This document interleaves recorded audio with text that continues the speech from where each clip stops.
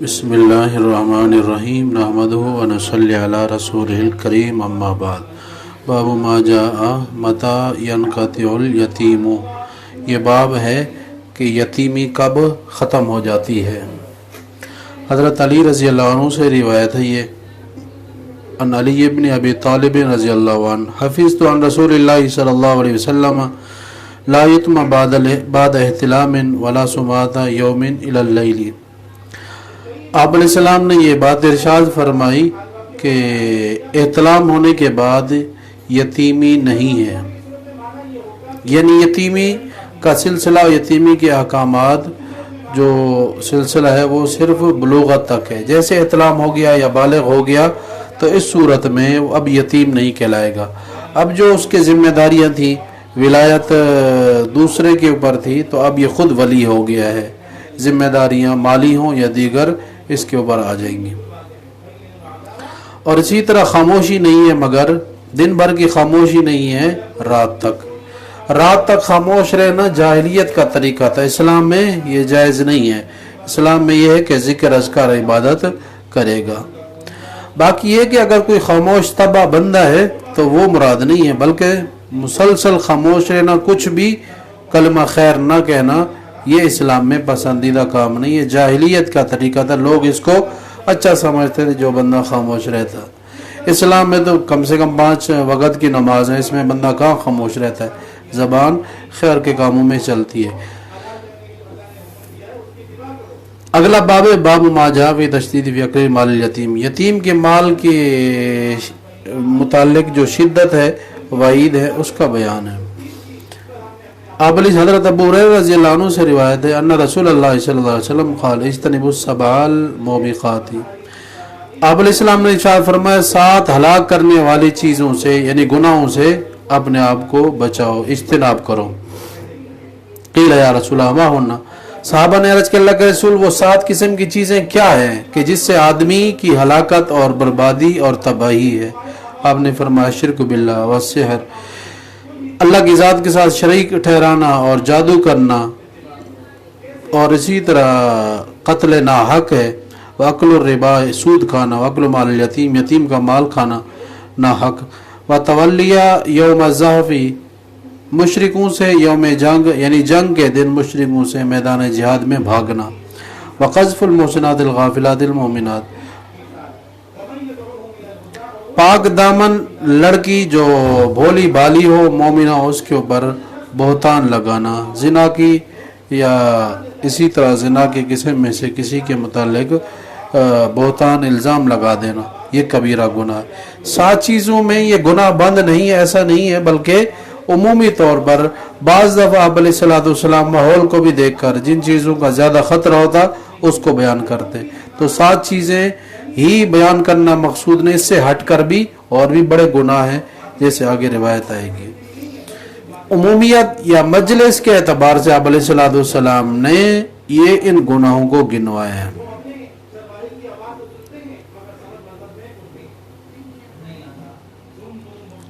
عمیر صحابی رضی اللہ عنہ سے اگلی روایت ہے کہ ان رجلا سألہ فقال یا رسول اللہ مل کبائر، ایک سائل نے آپ علیہ السلام سے سوال کیا کہ اللہ کے رسول کبیرہ گناہ کون سے ہیں؟ آپ علیہ السلام نے گنوائے کہ 9 ہیں۔ اس کے بعد پھر پچھلی روایت کی طرح ہی آپ علیہ السلام کے ارشادات ہیں، لیکن مزید پہلے جو 7 قسم کے گناہوں کا بیان ہوا، اب مزید 2 گناہ بیان فرمایا، حقوق الوالدین المسلمین، اپنے والدین جو مسلمان ہیں ان کی نافرمانی کرنا، والدین کافر بھی ہوں تو ان کی نافرمانی بھی جائز نہیں ہے، تاہم چونکہ مسلمان ہیں تو ان کا پھر زیادہ حق ہے، اس لیے بطور خاص مسلمان کا بیان کیا۔ اور استحلال البیت الحرامی، اور بیت اللہ کی حرمت کو حلال جاننا، یعنی بیت اللہ کی حرمت کو پامال کر دینا، بیت اللہ کی حرمت کو ختم کر دینا، اس میں کوئی گناہ کرنا جن چیزوں سے شریعت نے روکا ہے، اس لیے کہ یہ محترم جگہ بیت اللہ ہے۔ قبلتکم احیاء و امواتا، اس لیے کہ وہ تمہارا قبلہ ہے زندگی اور موت میں۔ زندگی میں تو ہم قبلہ عبادات میں استعمال کرتے ہیں، نماز وغیرہ پڑھتے ہیں، اور موت کے متعلق بھی فرمایا کہ زندگی میں بھی تمہارا یہ قبلہ ہے، مرنے کے بعد بھی تمہارا قبلہ ہے، یعنی مرنے کے بعد آدمی کا منہ بھی قبلے کی طرف کیا جاتا ہے اور مرتا اسلام پر ہے، اور اس صورت میں بھی یہ قبلہ ایک علامت ہے ایک اسلام کے اوپر، اسلام کی بنیاد کے اوپر۔ اس اعتبار سے مرنے کے بعد بھی مرنے والے کا چہرہ اور منہ قبلے کی جانب کیا جاتا ہے، تو اس لیے اس کا احترام ضروری ہے۔ اگلا باب ہے کہ مرنے والا اگر مر جائے تو اس صورت میں سب سے پہلے اسی کے مال سے کفن کا انتظام کیا جائے۔ کفن دفن کا انتظام کے اندر اگر اس کا سارا مال بھی لگ جائے تو پہلا حق اسی کا ہے، اس کے بعد پھر قرض خواہوں کا قرض ہے یا وصیت ہے اس کے اوپر عمل کیا جائے۔ اس میں واقعہ حضرت خباب کہتے ہیں مصعب بن عمیر رضی اللہ عنہ قتل یوم احد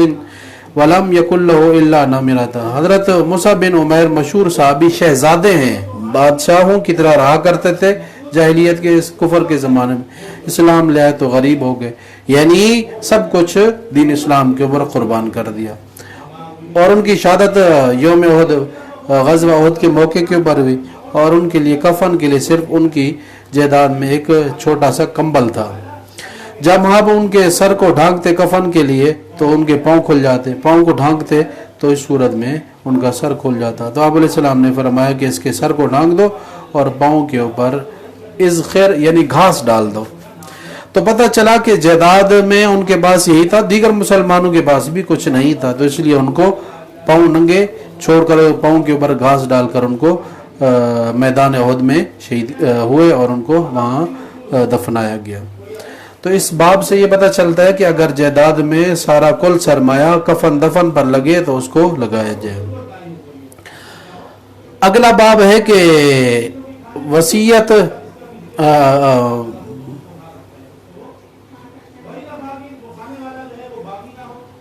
کسی نے کسی اپنے عزیز کو ہبے میں کوئی تحفہ دیا اور اس کے بعد پھر وہ فوت ہوا تو اس کے بعد پھر میراث میں وصیت میں وہ واپس مل سکتا ہے کہ نہیں؟ جمہور کے نزدیک اگر کسی نے اپنے باپ کو کوئی تحفہ دیا اب وہ فوت ہو گیا تو اس کے بعد پھر اس کو میراث کے طور پر واپس مل رہا ہے تو جمہور کے نزدیک لے سکتا ہے، اور وہ صدقے کا بھی اس کو پہلے جو اس نے کیا ثواب ملے گا، اب جو یہ لے رہا ہے یہ بطور میراث کے ڈبل ثواب ہے۔ بعض نے اس کا منع کیا کہ نہیں لینا چاہیے باقی، بلکہ اس کو جو صدقہ کیا مزید پھر آگے صدقہ کر دینا چاہیے، لیکن جمہور کا قول راجح ہے امت مسلمہ کے نزدیک، چونکہ اس کو دوسری صورت میں میراث کی صورت میں واپس مل رہا ہے۔ ایک واقعہ حضرت بریدہ رضی اللہ عنہ سے روایت ہے ان امرأة اتت رسول اللہ صلی اللہ علیہ وسلم قالت کنت تصدقت علی امی بولیدۃ۔ ایک خاتون نے عرض کہ اللہ کے رسول میں اپنی والدہ کو میں نے ایک باندی صدقہ کیا تھا، وَإِنَّهَا مَاتَتْ اور والدہ کا بعد میں پھر انتقال ہو گیا، وَتَرَكَتْ تِلْكَ الْوَلِيدَةَ اور اس نے ورثے میں جائیداد میں یہ باندی چھوڑی ہے، اب میں یعنی خلاصہ یہ کہ میں یہ لے سکتی ہوں کہ نہیں؟ قَالَ قَدْ وَجَبَ أَجْرُكِ آپ علیہ السلام نے فرمایا تیرا اجر ثابت ہو چکا ہے، یعنی اجر تجھے ملے گا جو تو نے اپنی والدہ کو صدقہ کیا ہے۔ وَرَجَعَتْ إِلَيْكَ فِي الْمِيرَاثِ وَرَجَعَتْ إِلَيْكِ فِي الْمِيرَاثِ اور جائیداد کے اندر میراث کے اندر تجھے یہ واپس مل جائے گا، یعنی یہ تیرے لیے صحیح ہے، لے سکتی ہو۔ قالت وَإِنَّهَا مَاتَتْ وَعَلَيْهَا صَوْمُ شَهْرٍ أَفَيُجْزِئُ أَوْ يُقْضِي پھر انہوں نے سوال کیا اس خاتون نے کہ میری والدہ کا انتقال ہوا، اس کے ذمے ایک مہینے کے روزے تھے، فرض روزے تھے، کیا اس کی طرف سے میں قضا کروں تو یہ جائز ہے، صحیح کر سکتی ہوں؟ انصوب آنا اس کی طرف سے اگر میں قضا کی صورت میں روزے رکھوں؟ قال نعم آپ نے فرمایا ہاں۔ قالت وَإِنَّا لَمْ تَحُجَّ أَفَيُجْزِئُ أَوْ تَقْضِي عَنْهَا أَنْ أَحُجَّ عَنْهَا قال نعم پھر اس نے سوال کیا کہ میری والدہ کے ذمے حج بھی فرض تھا، کیا میں اس کی طرف سے قضا کروں، حج ادا کروں تو یہ جائز ہے؟ قال نعم آپ نے فرمایا ہاں۔ اس میں جمہور کے نزدیک جو بدنی عبادت ہے اس میں اس کا متبادل دوسرے کے اوپر نہیں ہو سکتا، البتہ امام محمد بن حنبل رحمہ اللہ کہتے ہیں بدنی عبادت صرف روزے کی صورت، یہاں بات چل رہی ہے، یہاں روزے کے متعلق جمہور کے نزدیک ہر وہ عبادت جو بدنی ہو اس کی قضا دوسرا بندہ اسی عبادت کی شکل میں روزہ رکھے صورت میں درست نہیں ہے۔ البتہ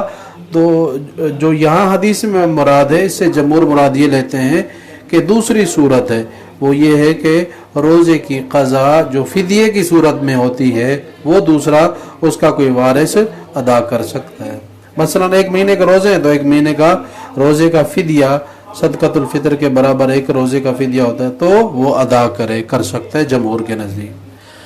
باقی بدنی طور پر کہ وہ اس کی روزہ دوسرا بندہ رکھے تو جمہور کے نزدیک یہ درست نہیں، البتہ امام احمد بن حنبل رحمہ اللہ کے نزدیک درست ہے۔ البتہ یہ جو حج کا معاملہ ہے، حج کے اندر سب نے اس کو جائز قرار دیا، اس کے اندر بھی تو بدنی عبادت ہے، آدمی اپنے آپ کو تھکاتا ہے، بدنی عبادت میں مشغول رہتا ہے، تو اس کا جواب یہ دیتے ہیں کہ اصل مقصود یہ بدنی عبادت نہیں ہے، اصل جو یہ عبادت ہے یہ مالی عبادت ہے، مالی عبادت کے ضمن میں پھر بدن میں آئے، اس لیے کہ جو حج کرنے کی شرط ہے وہ مال کی شرط ہے کہ مالدار ہوگا تو اس کے اوپر حج فرض ہوگا۔ السلام علیکم۔